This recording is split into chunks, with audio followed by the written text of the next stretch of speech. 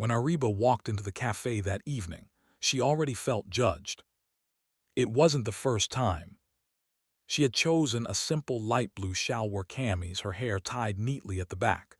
No heavy makeup, no expensive handbag, just a small silver ring her late mother had given her. She believed in looking decent, not dazzling. Across the table sat Samir, sharp suit, polished shoes, phone placed screen up as if waiting for something better to appear. He had messaged her for 2 weeks before finally asking her out. His texts had been charming, confident, full of promises about how he admired simple girls. But admiration looks different in real life. So, Samir said, scanning her from head to toe, you don't really dress up much, do you? Ariba smiled politely. I like being comfortable. He leaned back. I mean, it's fine, you're sweet, but I usually go for girls who are more, outgoing, stylish. She stirred her coffee slowly, and I usually go for men who are kind. He chuckled awkwardly, as if she had told a joke.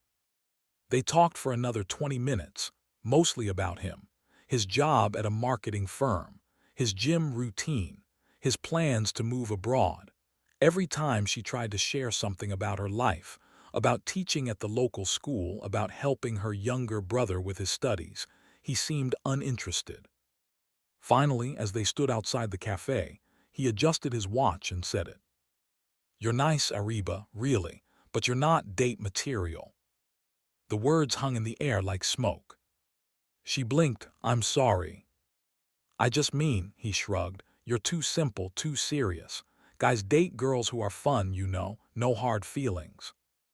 No hard feelings. As if hearts were switches you could turn off. She forced a small nod. It's okay. He gave her a quick, dismissive smile and walked toward his car. Ariba stood there for a moment, staring at the streetlights.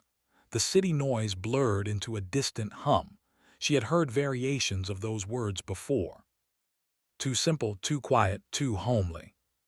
Not date material. She walked toward the bus stop, hugging her shawl closer. A cool breeze swept past, and she felt smaller than ever. What people never saw was that she woke up at 5 every morning to prepare breakfast for her brother, that she graded papers late into the night, that she had turned down a scholarship years ago to stay back and care for her sick mother. But none of that glittered. None of that made for a fun date. As she reached the bus stop, she noticed a little boy sitting alone on the bench, swinging his legs impatiently. He looked around 7. His school bag was almost as big as him. A few feet away stood a man in his early 30s, talking to an elderly shopkeeper.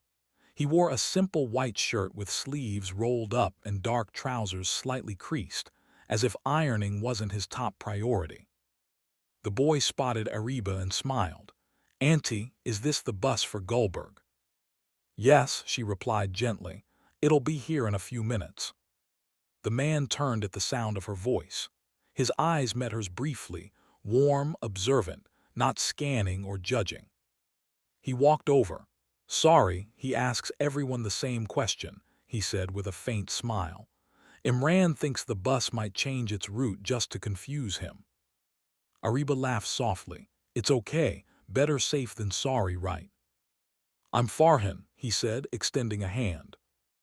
Ariba. Imran looked between them. Abu, can she sit with us on the bus? Farhan looked slightly embarrassed. Imran. It's fine, Ariba said. I don't mind. The bus arrived with a screech. It was crowded, but Farhan made sure Ariba got a seat before he stood beside them, holding the rail. Imran began chatting non-stop, about school, about how he didn't like math, about how his best friend cheated in a race. Ariba listened attentively, responding with patience. Farhan noticed. He noticed how she bent slightly so she could hear the boy better, how she didn't interrupt, how she treated his son like he mattered. When their stop came, they got off together. We live nearby, Farhan said. If you're heading this way, we can walk. I am, she replied. They walked slowly. Streetlights flickered above them. Imran ran ahead, pretending to be a superhero. Single dad? Ariba asked gently. Farhan nodded. 3 years now. I'm sorry. It's life, he said quietly. We manage. There was no self-pity in his voice, just acceptance. And you, he asked, do you live with your family? My younger brother. Our parents passed away. He glanced at her, something like understanding passing through his eyes. At the corner of her street, she stopped. This is me. Farhan hesitated. I know this might sound sudden, but would you like to join us for dinner tomorrow? Nothing fancy. Imran insists on inviting you. Imran, who had been pretending to fly, ran back. Yes, Auntie, please come. Abu makes the best dal in the world. Ariba smiled for the first time that evening without forcing it. Okay. The next night she found herself in their small but warm apartment. Toys were neatly arranged in one corner. A framed photograph of a smiling woman rested on a shelf. Imran's mother, she assumed. Farhan cooked while Ariba helped set the table. They talked easily, about school, about responsibilities, about how adulthood rarely looked the way you imagined it would. At one point, Farhan asked, Can I ask you something personal? She nodded. Why are you not married? She smiled faintly. Apparently, I'm not date material. He frowned. Who said that? It doesn't matter. Farhan looked at her carefully, as if evaluating a priceless painting.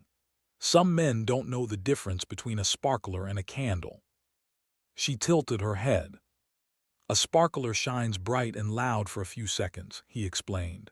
But a candle, it stays, it gives warmth, it lights up a home. Imran interrupted, raising his glass of water dramatically.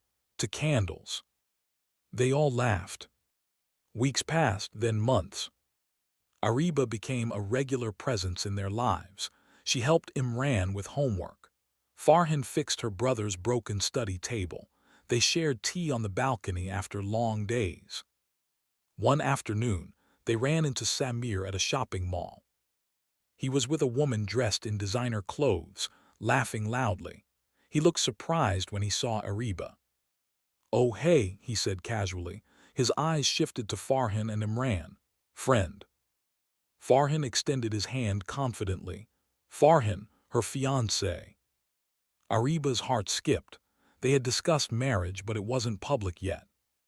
Samir blinked. Oh, wow.